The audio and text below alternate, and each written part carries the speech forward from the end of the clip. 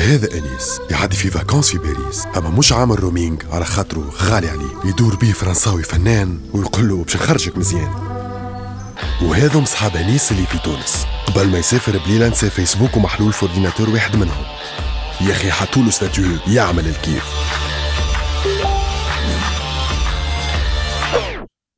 وهو مش هوني،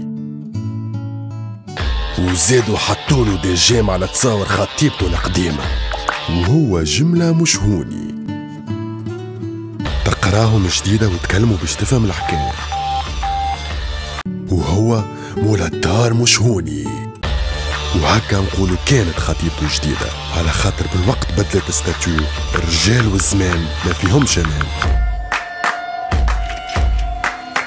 مالك يبدا اللي تحبه مش معاك، ما تقولش بيه طفاك. بالروميك باسبور متاع أريدو، والأول مرة في تونس تكلم كونكتي وأبعث لي SMS من الخارج بأرخص سوم، وكي نقولوا عنا أرخص سوم يعني حتى 300 مرة أقل من الآخرين. باش تشغل الخدمة اضغط على نجمة 147 جاز. أريدو